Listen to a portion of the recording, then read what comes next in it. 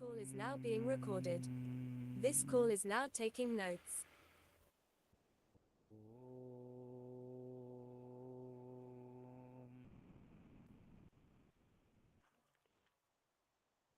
ఓం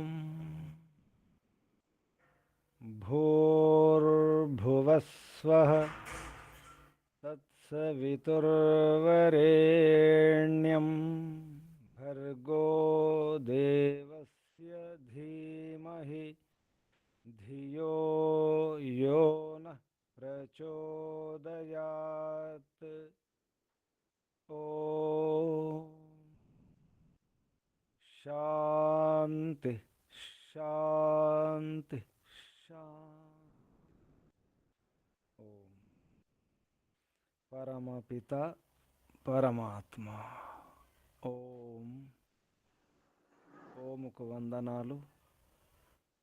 ఋషులకు, మహర్షులకు, మునులకు, యోగులకు, గురువులకు, ఆచార్యులకు, అధ్యాపకులకు, పెద్దలకు, మాతాపితలకు అందరికీ వందనాలు. సర్వేభ్యో నమో నమః. ఓం అథ మహాభారత ఉద్యోగ పర్వ అంతర్గత విదురనీతి పదార్థ విస్తృత వ్యాఖ్యా సహిత. వ్యాఖ్యాత పండిత యుధిష్ఠిర మీమాంసక. విదురనీతిలో ఏడవ అధ్యాయం కొన్ని శ్లోకాలు చెప్పుకున్నాం.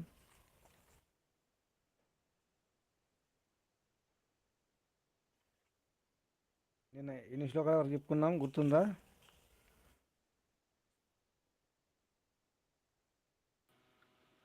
శ్లోకాలు చెప్పుకున్నాం గురించి 16. షోడశ కళలను షోడశ పదాలు అనుకున్నాం చెప్తున్నాం. అయితే ఈరోజు 17వ శ్లోకం నుంచి చెప్పుకుందాం. 17వ శ్లోకం చెప్పండి. యో జ్ఞాతిం అనుగృహణాతి దరిద్రం దీనం ఆతురం స పుత్ర పశుభిః వృద్ధిం శ్రేయః చ అనంత్యం అశ్నుతే. 17వ శ్లోకం అర్థం చెప్పండి. 17వ శ్లోకం అర్థం. దరిద్రుడు, దీనుడు, రోగియునగు జాతికి దాయాదులకు సహాయము చేయువానికి సంతానాభివృద్ధి, పశుగణ సమృద్ధి కలుగుటయేగాక అనంత శ్రేయస్సును కూడా పొందగలడు. అనంత శ్రేయస్సు, అనంత సుఖం. ఇక్కడ శ్రేయస్సు అంటే సుఖం. అక్కడ శ్రేయస్సు అని రాశారు కానీ సుఖం. అనంత్యం శ్రేయ అంటే కళ్యాణం, శుభము, మంచి శ్రేయస్సు. శ్రేయస్సు అంటే సుఖం ముఖ్యంగా. అక్కడ ఈ ప్రపంచంలో పొందే సుఖాలు, శుభాలు, హితములన్నీ కలుగుతాయి. ఎవరైతే సంబంధికులు ఉంటారు, బంధువులు, తెలిసిన వారు, అదే కాకుండా దరిద్రులు ఉంటారు, అందరికీ సహాయం చేసేవారికి, దీనులు, హీనులు, పీడితులు, దుఃఖితులు, కష్టాలున్న వారికి ఎవరైతే సాయం చేస్తారో వారికి వారి పుత్రులు, వారి సంతానం బాగుంటుంది. పశువులు కూడా, పశువులు అంటే అన్నీ అనమాట. పశువులు అంటే ఇప్పుడు ఆ కాలంలో పశువులు, గుర్రాలు, గోవులు ఇటువంటి. ఇప్పుడు మనం వాహనాలు తీసుకోవచ్చు. అప్పుడు గుర్రాలు, ఏనుగులు అంటే వాహనాలు అటువంటి ఇవన్నీ. తర్వాత అనంత సుఖం అన్నారు ఇక్కడ. అనంత్యం అంటే అంతము లేని. అనంతం అంటే అంతము లేని. అనంత్యం అంటే అంతము లేని వాటికి సంబంధించింది అనమాట. అనంతానికి సంబంధించింది అనంత్యం. అంతరహితం, అంతరహితం సుఖం అంటే దానికి ఇక ఆగడం ఉండదు. గమనించండి, అన్నీ చదివి అన్నీ విని కూడా ఎవరిని ఆదుకోకుండా ఉంటే, ఎవరికి చెప్పకుండా ఉంటే, కష్టాల్లో సమస్యలు ఉన్నప్పుడు మనం సహకరించకుండా ఉంటే ఏమవుతుంది? అన్నీ ఉన్నాయి, ధనం ఉంది, సాధనాలు ఉన్నాయి, మనకు విద్య విషయం తెలుసు, సమస్యలకు పరిష్కారం తెలుసు, కానీ చెప్పము. ఎలా ఉంటుంది? ఎక్కడ ప్రయోగించాలి ఇది? మనకున్న సాధనాలు, విద్య, ఈ నైపుణ్యాలు ఎన్నో ఉంటాయి. ఎక్కడ అంటే దరిద్రులు ఉన్నప్పుడు, ఎవరికైనా ఇబ్బంది ఉన్నప్పుడు. దరిద్రులు అంటే అన్నీ ఉంటే వారికి వాడుకోలేని, ఉపయోగించుకోలేని స్థితిలో ఉంటారు కొందరు. ఇంతకుముందు కూడా చెప్పుకున్నాం, దరిద్రులు అంటే ఎవరు? అన్నీ ఉండి ఉండి కూడా ఉపయోగించుకోలేని వాళ్ళు. అంటే ఒక్కోసారి బుద్ధి పని చేయదు, అన్నీ ఉంటే కానీ అది గుర్తుకు రాదు వారికి, అప్పుడు గుర్తు చేయడం. ఉమ్, అన్నీ ఉండి వాడుకోలేని పరిస్థితి ఉంటుంది, అప్పుడు మనం గుర్తు చేయాలన్నమాట, ఇలా వాడుకోవచ్చు అని. అప్పుడు కాపాడినట్టు ఉమ్, అవుతుంది. దరిద్రులు, దీనులు, ఆధారపడి ఉంటారు. అంటే అంటే వారికి ఇటువంటి శక్తి ఉండదు, సామర్థ్యం ఉండదు. దీనులు ఉమ్. ఆధారపడి ఉంటారు. దుఃఖితులు ఉంటారు.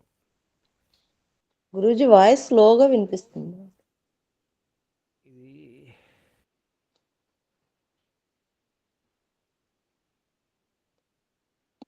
ఇది హెడ్ ఫోన్ సరిగ్గా పనిచేయట్లేదమ్మా.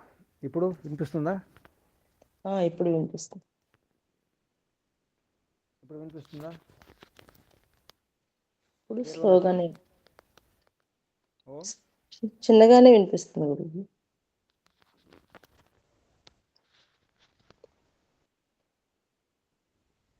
సరే, చూద్దాం.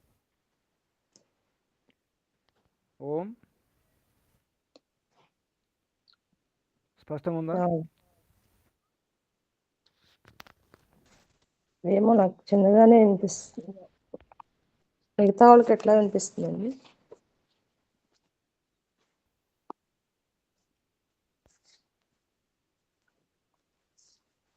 అస్సలు వినిపించడం లేదు గురుజీ.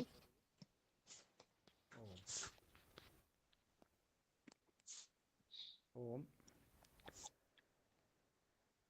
అంటే మనం కేవలం నేను ధ్యానం చేసుకుంటున్నాను, వేదాధ్యయనం చేసుకుంటున్నాను, ప్రాణాయామం చేసుకుంటున్నాను, హవనం చేసుకుంటున్నాను అని మనం ఒక భ్రమలో ఉంటాం. సరిపోదు గురూజీ. అది. కష్టాలు ఉన్నప్పుడు ఆదుకోవడం కూడా చేయాలి. పరోపకారం అసలు యజ్ఞం యొక్క అసలు అర్థమే, ఉద్దేశమే పరోపకారం. మనం చేసే యజ్ఞం ఏంటంటే అది కర్తవ్యం. రోజు చేసేది అగ్నిహోత్రం, నిత్య అగ్నిహోత్రం అనేది కర్తవ్యం. అది నిష్కామ కర్మ, చేస్తుండడం అంతే. ఇలా చేసిన వారికి ఏమవుతుంది? సంతానం బాగుంటుంది. ఎందుకంటే సంతానం ఎందుకు బాగుంటుంది చెప్పండి ఎవరైనా?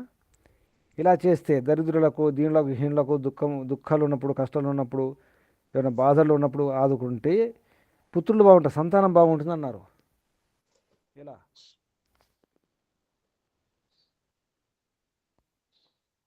ఎలా బాగుంటుంది? మంచి పనులు చేస్తాం కాబట్టి మనకు కూడా అందరూ సహకరిస్తారు.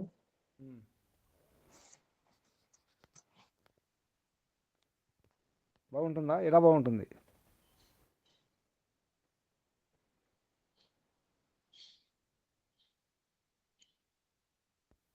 మనం అందరికీ సాయం చేసినప్పుడు మనకు కూడా అందరూ సహాయం చేస్తారు కదా. సంస్కారాలు, పిల్లలకు సంస్కారాలు అనమాట. మనం చేసినవి వాళ్ళు చూస్తారు కాబట్టి ఆ సంస్కారాలు అనేవి వాళ్ళ మీద పడతాయి. దానికి తోడు మనం చేసిన పరోపకారం కాబట్టి దానికి తగ్గట్టు ఆ రిజల్ట్ కూడా మనకు వస్తుంది అన్నటువంటి నమ్మకం అనమాట. అలాగే మళ్ళీ పశువులు కూడా బాగుంటాయి అంటున్నారు. పశు వృద్ధి, దానికి పశువులకు సంబంధం ఏమిటి? పశువుల సంబంధం ఏమిటి?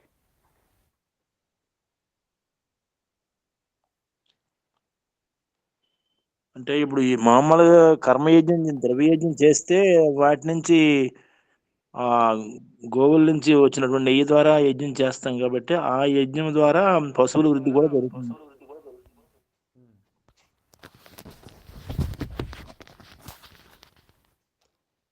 గురుజీ వినిపిస్తుంది గురుజీ? చెప్పండి. అదే పశువుల నుంచి వచ్చినటువంటి నెయ్యి ద్వారా మళ్ళీ నాకు సౌండ్ వస్తుంది, మీకు వినిపిస్తుంది గురుజీ? చెప్పండి. పశువుల ద్వారా, గోవుల ద్వారా వచ్చిన నెయ్యి ద్వారా యజ్ఞం చేస్తాం కాబట్టి ఆ యజ్ఞం అనేది పరోపకారం గర్భ కాబట్టి ఇంకా ఆ నెయ్యి కోసం గోవృద్ధి జరుగుతుంది అనమాట. దానివల్ల గోవుల తాలూకా అభివృద్ధి జరుగుతుందండి. అంటే ఇక్కడ వ్యర్థం కాదు చేసే ప్రయత్నం.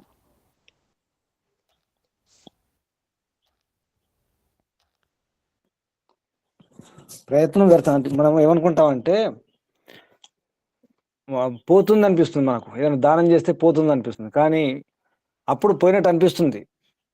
మనం దానం చేసినప్పుడు ఆ వస్తువు మన వద్ద ఉండదు, కానీ తర్వాత గమనిస్తే తిరిగి వస్తుంది. నిజానికి తిరిగి వస్తాయి, గమనించండి, ప్రయోగం చేసి చూడండి. అంటే అదే వస్తువు రావాలని కాదు, ఆ వస్తువు రాకపోవచ్చు, అంతకంటే సహకారం లభిస్తుంది మనకు. నిజాయితీగా ఎటువంటి స్వార్థం లేకుండా సహకరించే ప్రయత్నం చేసి చూడండి. నిజాయితీగా తప్పకుండా వస్తుంది. మన శ్రమ వ్యర్థం కాదు, మన ప్రయత్నం వ్యర్థం కాదు, ఎప్పుడు కూడా గుర్తుంచుకోండి. అదన్నమాట. నిష్కామ కర్మ అంటే అదే కదా గురుజీ. ఏం ఆశించకండి, చేసి చూడండి. ఏం ఆశించకూడదు, చేసి చూడండి. విచిత్రంగా ఉంటుంది అది.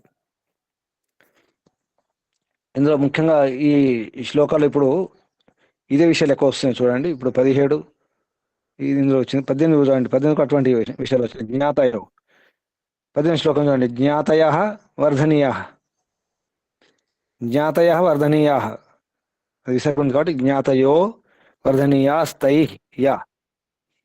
చెప్పండి.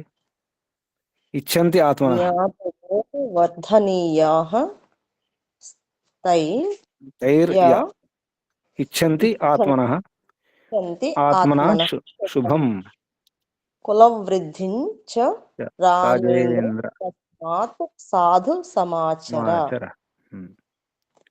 తమ క్షేమము కోరుకొను వారు జ్ఞాతులను అంటే దాయాదులు అభివృద్ధికి తీసుకొని రావలేను.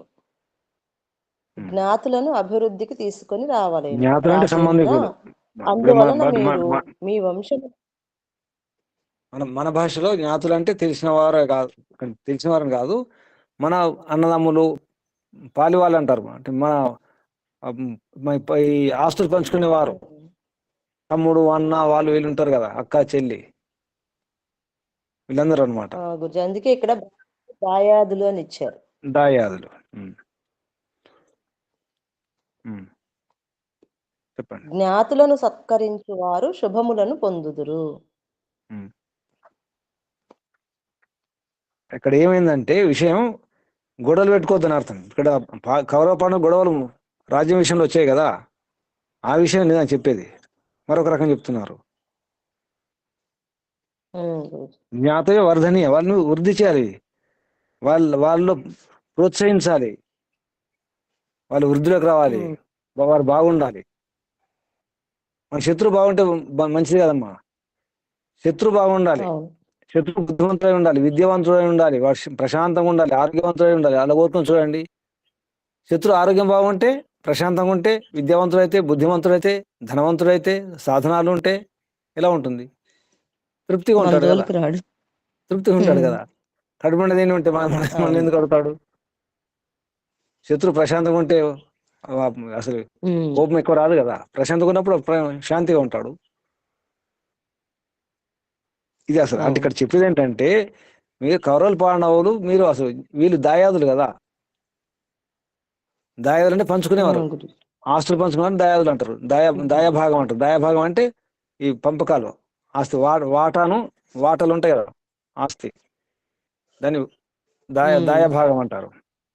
దాయాదులు అంటే పంచుకునేవారు. అంటే పాలి వాళ్ళు కూడా అంటారు, పాలివాళ్ళు. పాలు అంటే భాగం, మళ్ళీ తెలుగులో పాలు అంటే భాగం. పాలు పంచుకోండి అంటే కదా, పాలు పంచుకోండి అంటే భాగం పంచుకోండి అని అర్థం. తర్వాత శ్లోకం చూడండి, అది కూడా అటువంటిది. శ్రేయస యోక్ష్యతే రాజన్ కుర్వాణ జ్ఞాతి సత్క్రియాం విగుణాహ్యపి సంరక్ష్య జ్ఞాతయో భరతర్షభ కిం పునర్గుణవంతస్తే త్వత్ప్రసాదాభికాంక్షిణః. దాన్ని తూ అనేసేయండి. తూ అంటే అయిపోతుంది అక్కడ. తూ త్వత్తే అది శబ్దం త్వత్తే. చెప్పండి. త్వత్ప్రసాదాభికాంక్షిణః. ఓ భరత శ్రేష్ఠ, తన కుటుంబములోని వారు గుణహీనులైనను వారిని రక్షింపవలెను. మీ దయకు పాత్రులై గుణవంతులైన పాండవుల వారి విషయమును ఇక చెప్పనక్కరలేదు. అంటే గుణరహితులను కూడా మనం రక్షించాలి కదా. గుణం లేని వారు కూడా రక్షించాలి. మన వాళ్ళే కదా, మన తమ్ముడే, మన అన్నే, మన పిల్లలే, మన వాళ్ళే, మన మనవాడే, మన మామే, మన చిన్నాన్ని, మన వాళ్ళే కదా. అవును, వాళ్ళు కుటుంబం. గుణహీనైనా రక్షిస్తాం కదా కుటుంబంలో. గుణం లేని వారు కూడా వారు కొన్ని మంచి చెడు గుణాలు ఉన్నప్పుడు కూడా రక్షించుకుంటాం కదా. మన పిల్లలే, మన వాళ్ళే అని చెప్పేసి. మరి పాండవులు గుణాలు ఉన్నాయి వారికి, వారి గురించి ఇంకేం చెప్పాలి, చెప్పాల్సిన అవసరం లేదంటున్నారు. వారి గురించి ఇంకేం చెప్తారు అంటే వారు గుణవంతులు కాబట్టి తప్పకుండా రక్షించాల్సిందే మీరు అని. కిం పునః ఇంకేం చెప్పాలి, గుణవంత, వారు గుణవంతులు, తే నీ వాళ్ళే కదా, తత్ అంటే నీ యొక్క కృపకు, నీ కృపను కోరుతున్నారు వారు. తత్ ప్రాసాద అభికాంక్షణ అభికాంక్ష చేస్తున్నారు, అంటే అభికాంక్ష చేసేవారు, అభికాంక్షితులు, అభిలాష చేస్తున్నారు, కోరుకుంటున్నారు, మీ కృప కోరుకుంటున్నారు. తత్ ప్రసాద అభికాంక్షణ మీరు మీ మిమ్మల్ని ప్రసన్నం ఉంచే ప్రయత్నం చేస్తున్నారు వారు. వారిని మీరు ప్రసన్నం ఉంచట్లేదు. అడవులు పాలు చేసినారు, అరణ్యవాసం వనవాసం పంపించినారు. గుణవంతులు కదా, గుణం లేని వారు కూడా కాపాడుకుంటాం మన వాళ్ళను. మరి మీ వారే కదా, కాబట్టి కాపాడుకోండి. విగుణ హి అపి, గుణాలు లేకున్నప్పుడు విగుణ హి అపి సంరక్ష, గుణాలు లేని వారు కూడా సంరక్షించుకుంటాము. జ్ఞాతులు కదా మీరు, భరతర్షభ అంటే భరత ఈ వంశం పుట్టిన ఒక గొప్పవారు మీరు శ్రేష్ఠులు. భరత ఈ వంశంలో పుట్టిన మీరు చాలా శ్రేష్ఠులు మీరు అని విదురుడు ఒక రకంగా పొగడడం జరుగుతుంది, గుర్తు చేయడం జరుగుతుంది. భరతర్షభ అని శబ్దం ఇక్కడ. భరతర్షభ అంటే భరత వంశంలో పుట్టిన శ్రేష్ఠ ఓ రాజా, మీరు విగుణాలు, ఎందుకంటే దుర్యోధనుడికి అటువంటి యోగ్యత లేదు, ఆయన రక్షించుకుంటున్నారు కదా. ఎందరినో, శకుని కానీ కర్ణుడు, అటువంటి ఎందరో అవగుణాలు ఉన్నప్పటికి కూడా మరి పాండవులు మంచి గుణాలు ఉన్నాయి కదా, వారి గురించి ఇంకేం చెప్పాల్సింది ఏముంది. కిం పునః గుణవంత తే తత్ ప్రాసాద అభికాంక్షిణ. 20వ శ్లోకం. ప్రసాదం కురు వీరాణం పాండవానాం విశాంపతే. చెప్పండి. ప్రసాదం కురు వీరాణం పాండవానాం విశాంపతే దీయతాం గ్రామకాః కేచిత్ తేషాం వృత్త్యర్థం ఈశ్వర. రాజా, తమరు సమర్థులు, వీరులైన పాండవులను అనుగ్రహించి వారికి జీవనోపాధి నిమిత్తముగా కొన్ని గ్రామములను ఇచ్చివేయుడు. ఇక్కడికి వచ్చిన చూసారా, గ్రామాలు, రాజ్యం కాదు. ఐదుగురికి 5 ఊర్లు ఇచ్చేసాడు, 5 గ్రామాలు ఇవ్వండి, ఇది కనీసం బ్రతకరు కదా వాళ్ళు. 5 గ్రామాలు ఇస్తే ఒక్కొక్కరికి ఒక గ్రామం, ఆ గ్రామం పెద్దగా ఉంటారు, చూసుకుంటారు, కనీసం ఆ గ్రామే రాజ్యం అనుకుంటారు. కృష్ణుడు కూడా కోరింది అది కదా, 5 ఊర్లు ఇవ్వమని చెప్పేసి. 5 ఊర్లు కాదు కదా, సూది మొన మోపినంత కూడా స్థలం ఇవ్వను, యుద్ధం చేసి తీసుకోండి అంతే. సూది మొన ఎంత ఉంటుంది అది కూడా ఇవ్వను.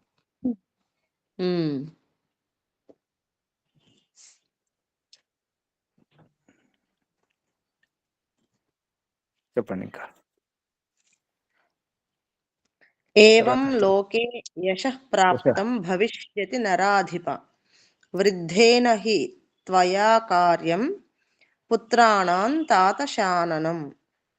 శాసనమా శాసనమా గురుజీ? శాసనం. తప్పు. తాత అంటే ఓ జ్యేష్ఠ భ్రాత, ఓ పెద్దన్న.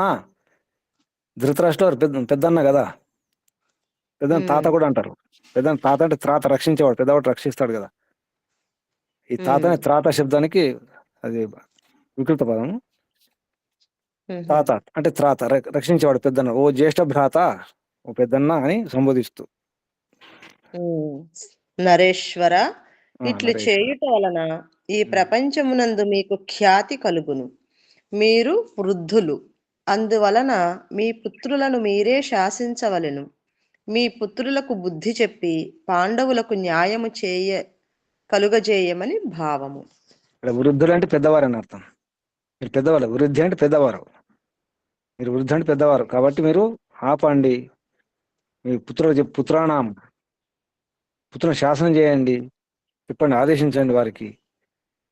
ఈ పని కనుక చేస్తే ఏమో లోకే యశ, లోకంలో మీకు ప్రాప్తం, యశస్సు లభిస్తుంది. భవిష్యతి యశ భవిష్యతి అంటే మీకు చెడ్డ పేరు రాకుండా ఉండాలంటే, చరిత్రలో మంచి పేరు ఉండాలంటే ఈ పని చేయండి. మీ కుమారులు, మీ పుత్రులు ఎవరైనా వారికి ఆదేశించండి, శాసనం చేయండి. శాసనం కార్యం, శాసనం చేయండి అంటే శాసించండి. ఎందుకంటే మీరు పెద్దవారు కదా, మంచి మార్గం చూపించండి అని చెప్పేసి. అంటే మీరు అసలు రాజు ధృతరాష్ట్ర వారే నిజానికి, కానీ గుడ్డివారు కాబట్టి దుర్యోధనుడు అక్కడ అంత చూసేదనమాట. ఇప్పుడు వాడు కొందరు చూస్తుంటాం కదా. ఒకప్పుడు ఇందిరాగాంధీ కొడుకు చిన్నవాడు సంజయ్ గాంధీ, కొందరు తెలిసి ఉండొచ్చు. పేరుకి ఇందిరాగాంధీ ప్రధానమంత్రి, అప్పుడు అంత సంజయ్ గాంధీ చూసుకునేవాడు. మధ్యకాలంలో సోనియా గాంధీ చూసుకుంది, మన్మోహన్ సింగ్ ప్రధానమంత్రి. అలా అన్నమాట. పేరుకి ధృతరాష్ట్ర వారు చక్రవర్తి, సమ్రాట్, చేసేదంతా చూసేదంతా దుర్యోధనుడు. ఆ విషయం చెప్తున్నారు అన్నమాట ఇక్కడ. 22వ శ్లోకం. మయాచ అపి, మయాచ అపి హితం వాచ్యం విద్ధి మాం త్వద్ధితైషిణం జ్ఞాతిభిర్ విగ్రహస్తాత న కర్తవ్యః శుభార్థినా శుభాని సహభోజ్యాని జ్ఞాతిభిర్ సుఖాని, శుభార్థిన తర్వాత సుఖాని సహ, సుఖాని సహభోజ్యాని జ్ఞాతిభిర్ భరతర్షభ. భరత శ్రేష్ఠ, జ్ఞాతిభిః భరతర్షభ. భరతర్షభ.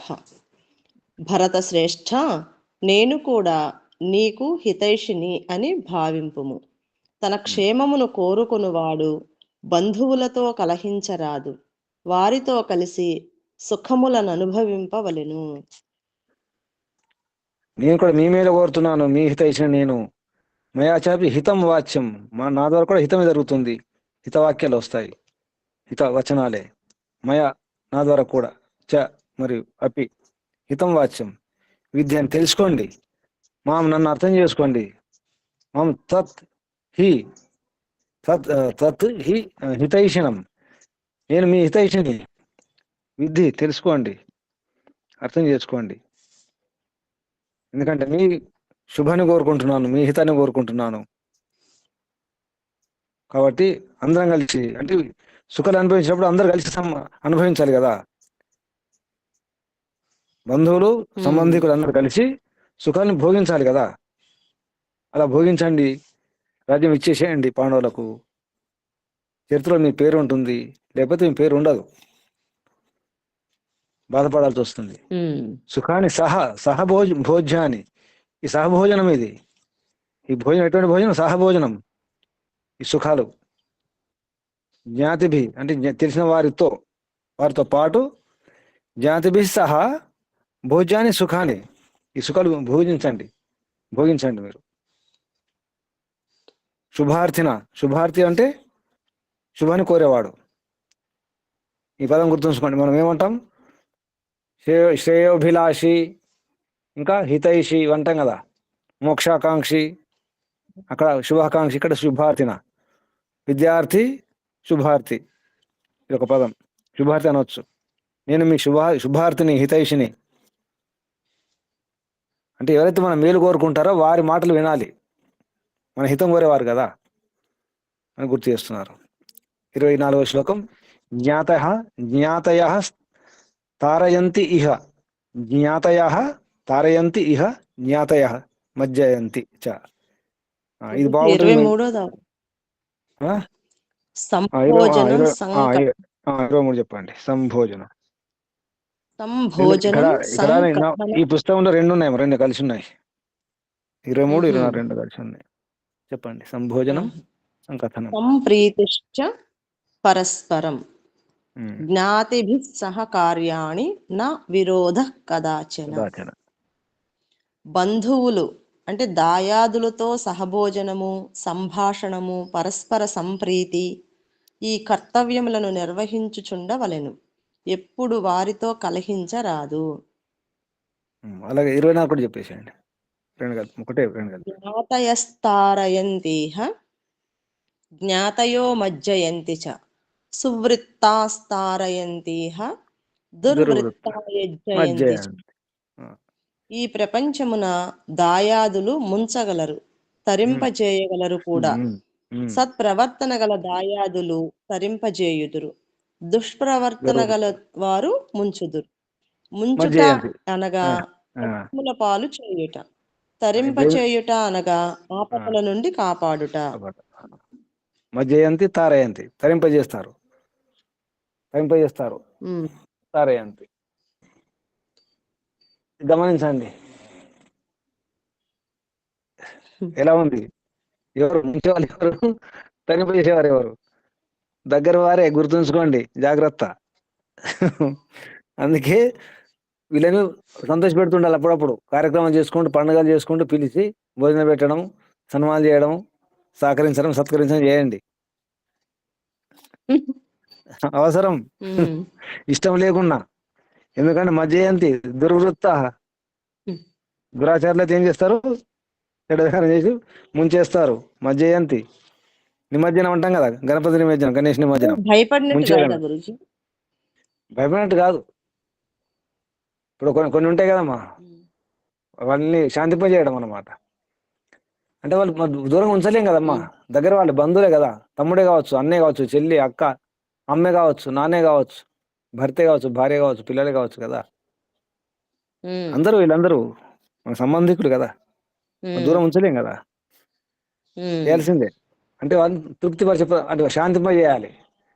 ఒకటి ఉంది కదా మనసును, శమనం దమనం. ఒకటేమో దమనం, అంటే దమనంలో కొంత ప్రశాంతంగా చేస్తే శమనం అవుతుంది. శమనం దమనం ధాతు అర్థం ఒకటే ఉంది. శమం అన్నా దమం అన్న ఒకటే, శమదమ రెండు ఒకటే అర్థాలు నిజానికి ధాతు పాఠంలో. కానీ ప్రశాంతంగా శాంతింపజే, తృప్తిపరిచి శాంతింపజేయడం ఒకటి ఉంటుంది. భయపెట్టి కూడా శాంతింపజేయచ్చు. పిల్లల్ని కొట్టి కూడా ఆపుతాం కదా, కొట్టి భయపెట్టి కూడా, లేదా ఏదైనా ఇచ్చి కూడా, ఏదైనా ఇచ్చి కూడా శాంతింపజేస్తాం పిల్లల్ని. ఆ విధంగా శాంతింపజేయడం రెండు అక్కడ ఉంటుంది. భయపెట్టి, దండించి, లేదా ఏమైనా ఇచ్చి. ఇక్కడ ప్రేమతో, ప్రేమతో కూడా ముందు ప్రేమతో ప్రయత్నం చేయాలి. కాదని చివరికి మందలించడం, భయపెట్టడం, చివరికి కొట్టడం, అవన్నీ ఉంటాయి. ఇది బాగా గుర్తుంచుకోండి. దగ్గరున్న వారిని ఎవరైనా కానీ ముందు వారిని తృప్తిపరచాలి, ప్రశాంతంగా ఉంచే ప్రయత్నం చేయండి.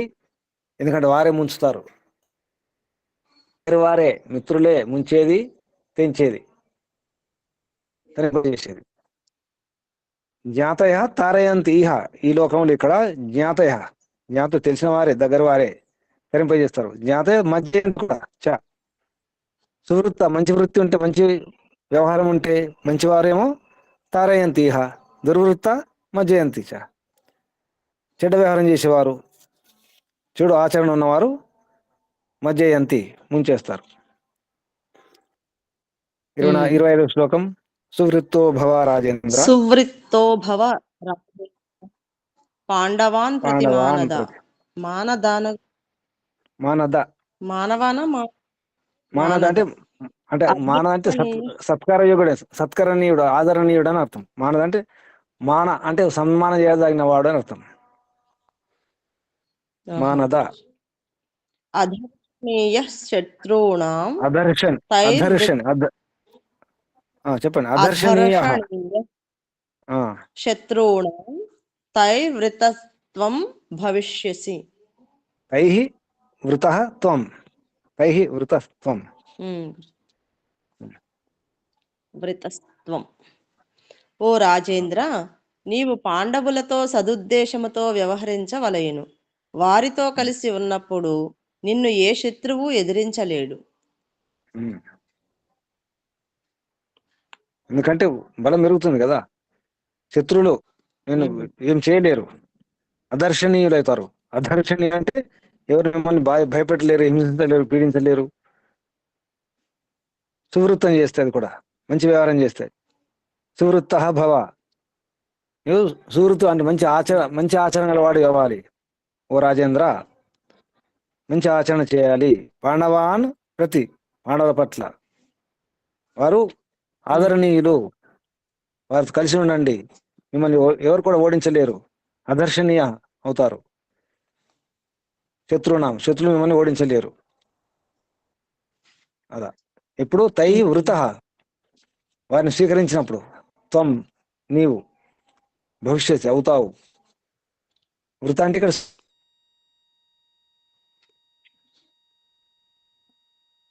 స్వీకరించినప్పుడు, వారు అంటే పాండవులు స్వీకరించినప్పుడు. గురుజీ కట్టుకుంటుంది మాటి మాటికి. పాండవులు కనుక మీ వైపు ఉంటే వైఫై కావచ్చు. 27వ శ్లోకం. శ్రీమంతం జాతిం ఆసాద్య. శ్రీమంతం జ్ఞాతిం ఆసాద్య యో జ్ఞాతిరవసీదతి జ్ఞాతి అవసీదతి. జ్ఞాతి అవసీదతి దిగ్ధహస్తం మృగ ఇవ స ఏనస్తస్య విందతి. ఏనః తస్య విందతి. విషపూరితమైన బాణము చేతిలో ఉన్న వేటగాని వద్దకు వెళ్ళిన జింక ఎంత కష్టం అనుభవించునో, ధనికుడైన బంధువు వద్దకు వెళ్ళిన ధనహీనుడైన బంధువు అంత బాధపడును. ఆ బాధను కలిగించిన బంధువు మాత్రము పాపమును అనుభవించును. సహాయము చేయతగిన వాడును, బీదవాడును, ఆపదలందున్న వాడునైన బంధువు సమీపించినప్పుడు సహాయము చేయగల సమర్థుడై ఉండియు సహాయము చేయకుండుట పాపము. జింకను చంపిన వేటగానికి పాపము తగులునట్లు ఆ పాపము ధనికుని తినివేయును. దిగ్ధ విషముచే పూయబడినది. బాణం దిగ్ధహస్తం అంటే విషాక్త బాణం. విషం పూయబడినటువంటి ఏదైతే బాణం ఉందో చేతిలో ఉంచుకున్నప్పుడు దగ్గరికి జింక వస్తే ఎలా ఉంటుంది? లేదా ఆ బాణంతో కొడితే కొట్టింది బాణం విడిచింది వీడే, కానీ చంపింది బాణం. నాకు సంబంధం లేదంటే కుదరదు. దాని అర్థం ఏంటంటే బాణం చంపింది కదా, బాణం వదిలింది వీడే, కానీ ఆ బాణం విడిచిపెట్టింది ఎవరు? నేను కాదు, నేను ముట్టలేదంటే ముట్టలేదు, కానీ బాణం విడిచింది ఎవరు? వేటగాడు. ఆ పాపం తప్పకుండా ఉంటుంది. అంటే ఎవరైనా వచ్చు సామర్థ్యం కూడా సాధించకపోతే ఆదుకోకపోతే అలా ఉంటుంది అనమాట. అటువంటి పాపం తగులు అంటారు. అంటే అంత బాధ ఉంటుంది దానికి. ఆ పాపం తగులుతుంది, పాపం చుట్టుకుంటుంది. ఎవరైనా కానీ దగ్గర వాళ్ళు ఎవరైనా కానీ. ఇక్కడ ధనం అంటే దరిద్రులు, మన సంబంధికులు దరిద్రులు ఉండొచ్చు, దీనులు హీనులు పేదవారు ఉండొచ్చు, ఆశ్రితులు ఉంటారు, మనపైన ఆధారపడిన వారు. అలాగే దేశం సమాజం గురించి ఏమైనా జరిగినప్పుడు కూడా దీని అర్థం అది కూడా అదన్నమాట. మనకు సామర్థ్యం ఉంది, ఆదుకునే శక్తి ఉంది, ధనము ద్వారా కానీ, సాధన ద్వారా కానీ, బుద్ధి ద్వారా, విద్య ద్వారా ఉండి కూడా ఏం చేయలేకపోతున్నాం, ఏం చేయట్లేదు అంటే అప్పుడు అది పాపమే. నేను పాపం చేయట్లేదు కానీ పుణ్యం కూడా చేయనట్టు కుదరదు. పుణ్యం చేసే అధికారం ఉంది, పుణ్యం చేసే సామర్థ్యం ఉంది, బలం ఉంది, సాధనాలు అన్నీ ఉన్నాయి. నేను మాత్రం పాపం అబద్ధాలు ఆడట్లేదు కానీ నిజాన్ని కూడా చెప్పట్లేదు, అధర్మం చేయట్లేదు కానీ ధర్మం కూడా చేయట్లేదు. ధర్మం చేయకపోవడం కూడా అది పాపమే. నేను ఎవరిని ఏమనట్లేదు, నా వంట నేనే వంట వేసుకుని తింటున్నాను, నేనే తింటున్నాను, ఎవరికి పెట్టకుండా తింటున్నాను. ఎవరు ఏమన్నట్టు అన్యాయం చేయట్లేదు, కానీ భోజనం సుఖపడేటప్పుడు నేనే తింటాను, నా వంట నేనే చేసుకుంటాను, నా సంపాదన నాదే, నా ఇష్టం అంటారు కొందరు. భోజనం మంత్రం ఉంది కదా ఒకటి, కేవలాగో భవతి కేవలాది. కేవలం తన కోసం తినేవాడు వాడు ఏం తిన్నట్టు? పాపం తిన్నట్టు. తన సంపాదనే తన ధనమే, తన వస్తువులే తింటున్నాడు, కానీ కేవలం తింటున్నాడు ఒంటరిగా. అలా ఉండకూడదు అంటున్నారు. 27వ శ్లోకం చూడండి. 28. తస్మాదపి నరశ్రేష్ఠ ఉమ్.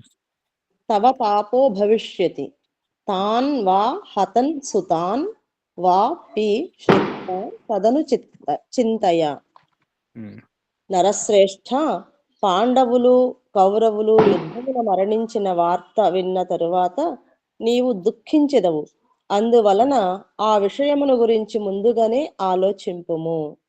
ఆ, పాండవులు చనిపోయిన ఒకవేళ కౌరవులు గెలిచి పాండవులు చనిపోయిన బాధపడాల్సి వస్తుంది. ఎందుకు?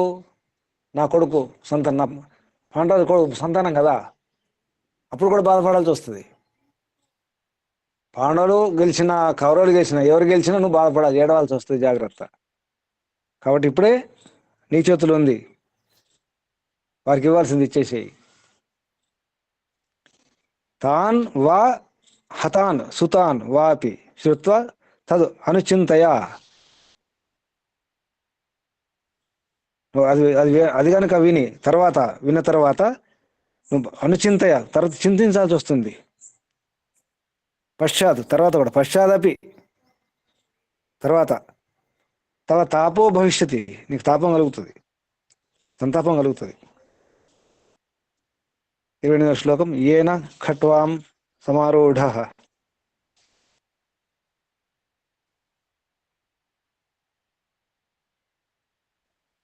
28వ శ్లోకం చెప్పండి. గురుజీ. ఏన ఖట్వాన్ సమారూఢ పరితప్యేత కర్మణ ఆదావేన న తత్ కుర్యాద్ ధ్రువే జీవితే సతి. కుర్యాద్ అధ్రువే, కుర్యాత్ అధ్రువే, కుర్యాత్ అధ్రువే, అధ్రువే సతి. జీవతే సతి. జీవతేన గురుజీ, జీవితేన జీవితే జీవితే సతి. జీవితము స్థిరమైనది కాదు, కాబట్టి జీవిత ప్రారంభముననే దుఃఖదాయకములైన పనులు చేయరాదు. చేయరాని పనులు చేయుట వలన చివరకు మంచమెక్కి పరితపించవలసి ఉండును. చెడు పనులు చేసినందువలన చెప్పండి. చెడు పనులు చేసినందువలన వినపడట్లేదా గురుజీ? చెప్పండి. చెడు పనులు చేసినందువలన సిగ్గుతో తల వంచుకొని తన శయ్యాగృహము నందుండి ఏడ్వవలసి వచ్చును. చివరికి మంచం ఎక్కడం అంటే ఏంటి? బయట వ్యవహారం కూడా అంటారు, కిందేసిన అంటారు, కిందేయడం. అంటే రోగం రావాలి, చివరి క్షణంలో ఏడాల్సి వస్తుంది. ఈ సంతాపం కలుగుతుంది. ఎవరు కలిగింది? భీష్ముని కలిగింది. చూడండి, హంపశయ్య. విదురుడు ముందే చెప్పడం జరిగింది, తర్వాత ఏడవాల్సి వస్తుంది, మంచం ఎక్కాల్సి వస్తుంది, మంచం ఎక్కి అప్పుడు ఏడవాల్సి వస్తుంది చివరి క్షణంలో. ఈయన ఖట్వాం సమారూఢ పరితపించాల్సి వస్తుంది కర్మ ద్వారా. ఆదావేవా నా తత్ కుర్యాత్, ముందే అది చేయకుండా ఉంటే బాగుంటుంది. ఆదావేవా నాకు తత్ కుర్యాత్, ముందే చేయకుండా ఉంటే బాగుంటుంది కదా. ఆ సమస్య ఏదో, ఆ తప్పేదో, ఆ పాపం ఏదో. ఈ జీవితం ఎటువంటి జీవితం తెలుసునా? అధ్రువే జీవితే సతి. ఈ జీవితం అధ్రువం, ఇది నష్టమైపోతుంది. ధ్రువం కాదు, స్థిరం కాదు జీవితం. జీవితం అంతా అయిపోయిన తర్వాత ఏడిస్తేనో, అంత అయిన తర్వాత ఏడవకండి, ముందే ఏడవండి. ఏడ్చేది ఏదో, కష్టపడండి, బాధపడండి ముందే. తర్వాత పుణ్యం చేసుకుంటాను కుదరదు. చెప్పండి. ప్రతి ఒక్కరింటో ఒక విదురుడు ఉంటే ఎంత బాగుంటుంది స్వామి. ఇదే విదుర నీతి పుస్తకం ఉంచుకోండి, విదురుడు ఉన్నట్టే. ఎన్ని విషయాలు చెప్పినాడు స్వామి అసలు. 29వ శ్లోకం చూడండి. నా కశ్చిన్నాపయనతే నా కచ్చిత్ న అపనయతే. నా కశ్చిత్ న అపనయతే. నా అపనయతే పుమాన్ అన్యత్ర భార్గవాత్. శేష శేష ప్రతిపత్తిస్తు ప్రతి బుద్ధిమత్సేవ తిష్టతి. బుద్ధిమత్సు ఏవ బుద్ధిమత్సు ఏవ తిష్టతి. బుద్ధిమత్సేవ చెప్పండి. తిష్టతి. తిష్టతి. ఒక్క శుక్రాచార్యులు తప్ప మరెవ్వరూ నీతి శాస్త్రములు ఉల్లంఘించని వారు లేరు కనుక గతము కాగా ఇప్పుడు మిగిలిన కర్తవ్యమును గురించి ఆలోచించుట మీ వంటి బుద్ధిమంతుల లక్షణము. శేష సంప్రతిపత్తి అంటే తత్కాలోచితస్య అర్థస్య విచారః. అంటే భవిష్యత్తులో జరగబోయే కార్యం అన్నమాట. శేష సంప్రతిపత్తి అంటే భవిష్యత్తులో జరగబోయే కార్యం నుంచి ఆలోచించడం. అంతే. జరిగింది అయిపోయింది ఇప్పుడే చేశారు జూదం ఆడించారు, అడవికి పంపించారు, బాగా జరిగింది అయిపోయింది, కానీ ఇప్పుడైనా కనీసం అర్థం చేసుకోండి అంటున్నారు. జరిగిందో జరిగిపోయింది కదా. ఒక శుక్రాచార్యుడు మాత్రమే తప్పు చేయకుండా ఉంటాడు. ఎందుకంటే శుక్రనీతి ఒక పుస్తకం ఉంది, పేరు విన్నారు ఎప్పుడన్నా? శుక్రనీతి పుస్తకం ఉంటుంది, అది రాజనీతిలో చాలా ముఖ్యమైనటువంటి పుస్తకం. విన్నాం స్వామి. మహర్షి కూడా రాశారు శుక్రనీతి. అంటే నీతిలో శుక్రనీతి ఒకటి, ఈ విదురనీతి, చాణక్యనీతి. అందులో శుక్రనీతి పాతది, అన్నిటికంటే పాతది. చాణక్యనీతి కంటే విదురనీతి కంటే పాతది. మనకి ఈ విదురుల వారు కూడా ఇక్కడ గమనించండి. చెప్పండి. మరికృష్ణారెడ్డి ఒక పుస్తకం ఆదర్శ గురువు అనే దాంట్లో రాసినాడు స్వామి, ఒక చోట శుక్రనీతిలోంచి తీసుకున్నాడు. అయితే ఇక్కడ విషయం ఇది కూడా గమనించండి. ఇక్కడ ఈ పేరు తీసుకున్నారు, ఇక్కడ ఏం పేరు వచ్చింది? ఇక్కడ భార్గవాత్. ఈ భార్గవ అంటే ఈ శుక్రాచార్యుని యొక్క గురు తండ్రి భృగు, మహర్షి భృగు అన్నమాట. మహర్షి యొక్క భృగు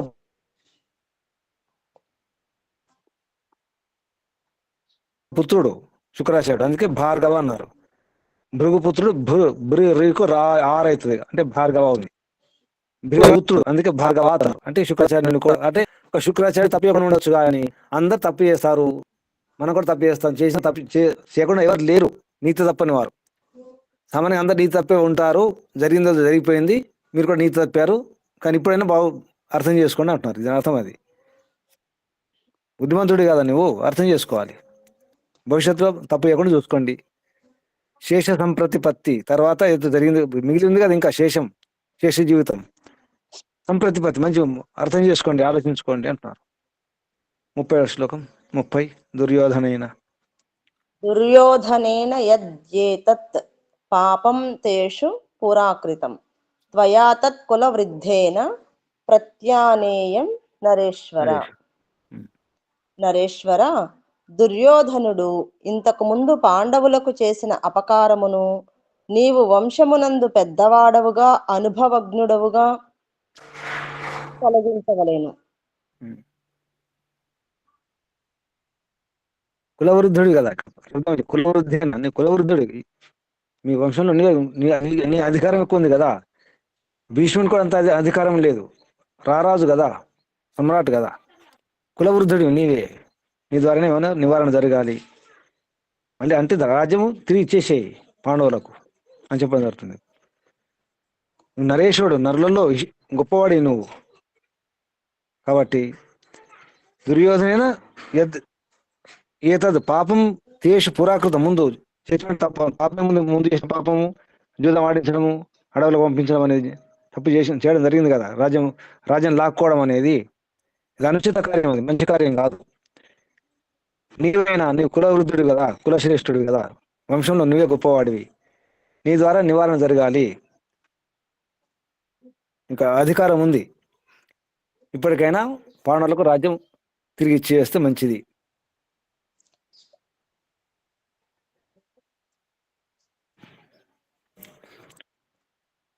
గొడవలు పెంచుకోవచ్చు, లాక్కోకముందు చేయాలి.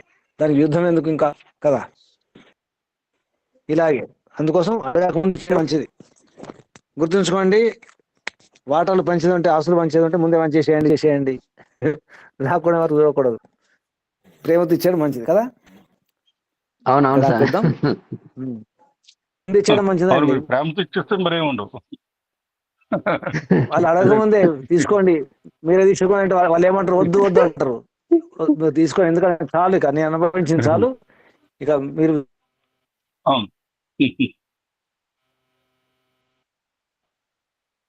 చూసుకోండి, మీ బాధ్యత మీరు. ఆ బరువు నాకు వద్దని చెప్పేసేయాలి.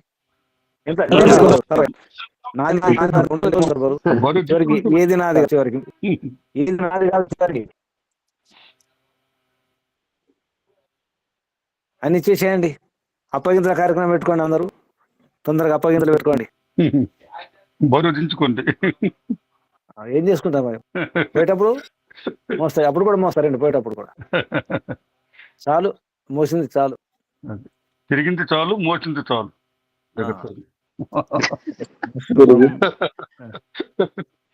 నమస్తే గురుజీ. ఓ, అదే మేము ముగ్గురు అన్నదమ్ములు గురుజీ. ఆ, మా అన్నదమ్ములకు అనుకూలంగానే వాళ్ళు ఎలాగంటే అలాగే నేను ఒప్పుకున్నానండి. వాళ్ళకి ఏమి కూడా ఏ రకమైన ఇది లేకుండా వాళ్ళు ఏదన్నా సరే తేడా వచ్చినా సరే నేను ఏమనలేదండి. ఉమ్. వాళ్ళ స్థానుసారంగా జరిగిందండి. భగవంతుని ద్వారా న్యాయం జరుగుతుంది, అదే అదే అదే. న్యాయం జరుగుతుంది. భగవంతుడు న్యాయం జరిగిందండి గురువు గారికి. అప్పనాయుడు గారికి న్యాయం జరిగిందా? న్యాయం జరుగుతుంది, జరిగిందండి. తప్పకుండా జరుగుతుంది, ఎందుకు జరగదు? గురూజీ న్యాయం జరిగిందండి. జరుగుతుంది, తప్పకుండా జరుగుతుంది. జరిగింది జరిగింది. అన్యాయం జరగదు, భగవంతుని వైపు నుంచి న్యాయం జరుగుతుంది. ఇప్పుడు నాకు న్యాయం జరిగినట్టుగా అనుకున్నాం కానీ ఎదిరించలేదు. కానీ తర్వాత నాకే న్యాయం జరిగింది చూడండి మళ్ళీ. జరుగుతుంది, నిండా మునిగి ఉండండి అంతే. ఇంకా న్యాయం జరుగుతుంది, హాయిగా ఉండండి. అది జరుగుతుంది గురూజీ. ఎందుకంటే అది ప్రకృతి ధర్మం. మనం ఇతరులకు న్యాయం చేస్తే ముగించేద్దాం, ఇక్కడ ముగించేద్దాం. ఇంకా ఏమైనా హోంవర్క్ ఉంటే గుర్తున్నాయా? హోంవర్క్లు ఉన్నాయా ఏమైనా స్త్రీల గురించి? సరే, శుభం చేద్దాం. ఓం శం. పరమపిత పరమాత్మకు, ఋషులకు, మనుషులందరూ కూడా ధన్యవాదాలు, వందనాలు. మీ అందరికీ అభినందనలు, ఆశీర్వాదాలు. ఓం శం. శుభం. సర్వేభ్యో నమో నమః. ముగించేద్దాం. ఓం నమస్తే గురూజీ, ధన్యవాదాలు. ఓం. ఓం.